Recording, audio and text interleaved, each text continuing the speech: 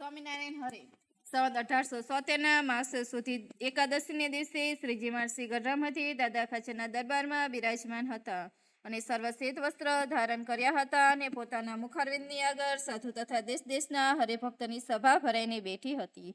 પછી શ્રીજી મહારાજ બોલ્યા છે, ઇન્દ્રિયોની જે ક્રિયા છે તેને જો શ્રી કૃષ્ણ ભગવાનને તેના ભક્તની સેવાને વિશે રાખી તો અંતકરણ શુદ્ધ થાય છે અને અંધકારના જે પાપ જીવને વર્ગ્યા છે તેનો નાશ થઈ જાય છે. અને જો ઇન્દ્રિયોની વૃત્તિને શ્રી આદિકના વિષયમાં પરતાવે છે તો તેનું અંતકરણ ભ્રષ્ટ થાય છે અને કલ્યાણના માર્ગ થકી પડી જાય છે. માટે શાસ્ત્રમાં જે રીતે વિષય ભોગવવાનું કહ્યું છે તેવી રીતે નિયમમાં રહીને વિષયને ભોગવો, પણ શાસ્ત્રની મર્યાદાને ઉલ્લંઘન કરીને ભોગવો નહીં. અને સાધુનો સંગ રાખવો અને કુસંગનો ત્યાગ કરવો. અને જ્યારે એ કુસંગનો ત્યાગ કરીને સાધુનો સંગ કરે છે ત્યારે એને દેહને વિશે જે અહંબુદ્ધિ છે તે નિવૃત્ત પામે છે અને દેહના સંબંધને વિશે જે મમત્વ બુદ્ધિ છે તે નિવૃત્ત પામે છે. ને ભગવાનને વિશે અસાધારણ પ્રીતિ થાય છે ને ભગવાન વિના અન્યને વિશે વૈરાગ્ય થાય છે. પછી જે તે દિવસ સ્વામી શ્રી સહજાનંદ મહારાજ દાદા ખાચરના દરબારમાં લીમડાસામાં ગોખમાં બિરાજમાન હતા અને દિવસ પહોર એક ચડ્યો હતો અને લીમડા હેઠે પરમહંસની સભા ભરાઈને બેઠી હતી અને ગૃહસ્થ સંગી પણ બેઠા હતા અને સાંખ્યયોગી કર્મયોગી બાઈઓ સભા પણ હતી. તે સભાને વિશે શ્રીજી એમ બોલ્યા છે, હે પરમહંસો, જેને જે અંગની અતિશય ડરતા હોય તે સર્વ પોતપોતાના અંગની વાત કરો અને એ અંગ કાચું પોચું જણાતું હોય તે અંગને કરશોમાં. તે દઢ અંગની વ્યક્તિ જેને ભગવાનના સ્વરૂપમાં અતિ દઢ નિશ્ચય હોય તો અંગની વાત કરજો અને જેની આત્મજ્ઞાનનું અતિ બર હોય તે અંગની વાત કરજો છે. હું દેહ નથી, આત્મા છું અને નિલોભી તથા નિષ્કામી તથા નિસ્નેહી તથા નિસ્વાદી તથા નિર્માની એ પંચ વર્તમાનમાં જે અંગને વિશે અતિ ડરતા હોય તે અંગને સર્વવ્રાત કરો.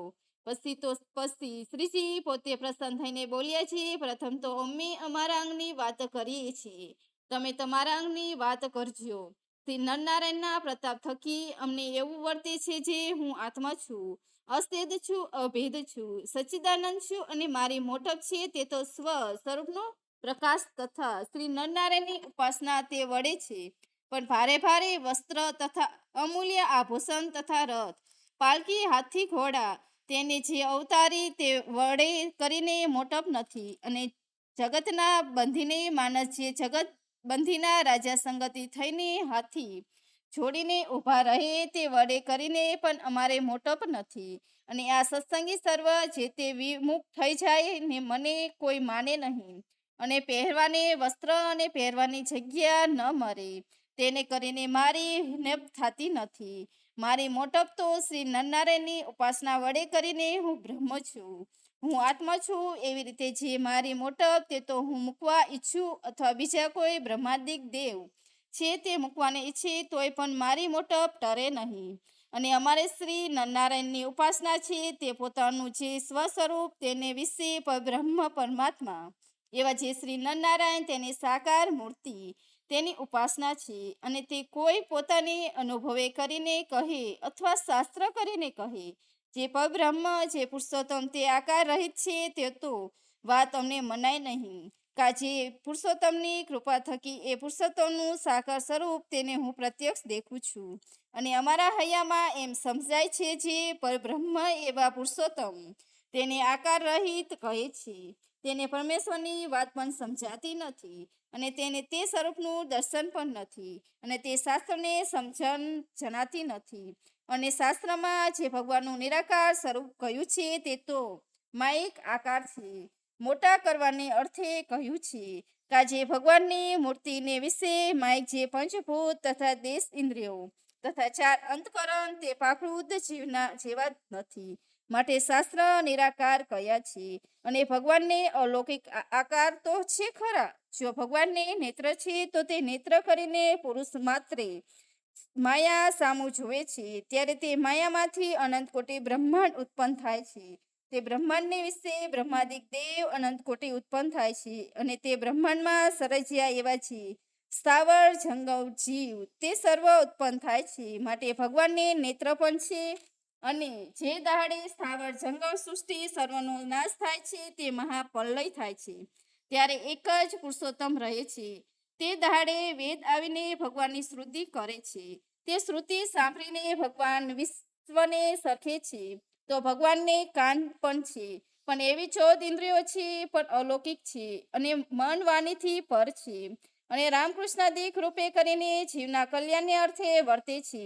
ત્યારે અતિશય દયા કરીને જીવની દ્રષ્ટિગોચર થાય છે, અને એમ ધારે છે જે હું દ્રષ્ટિગોચર નહીં થાઉં તો જીવ મારું ધ્યાન તથા સ્મરણ પૂજન અર્ચનાદિ સી રીતે કરશે?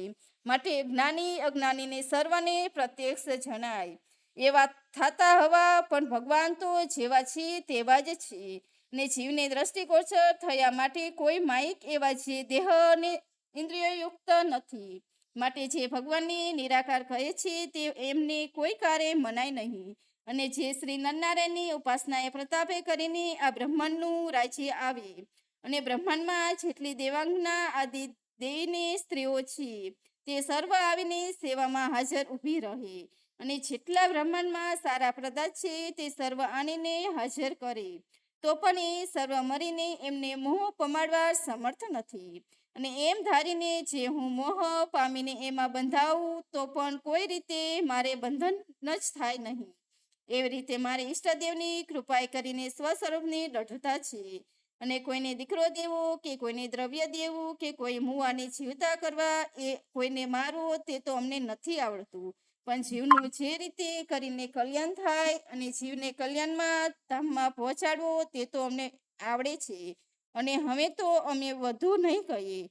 જો બોલીએ તો બોલતા બોલતા વધુ બોલાઈ જવાય. એવા વચન કહી સુંદર શરદ ઋતુના કમળ સરખા નેત્ર કરીને સર્વ પરમહંસ સામું જોઈને હસ્તે મુખે સંતો પ્રત્યે બોલ્યા છે, હે સંતો, હવે તમે તમારા અંગની વાત કરો.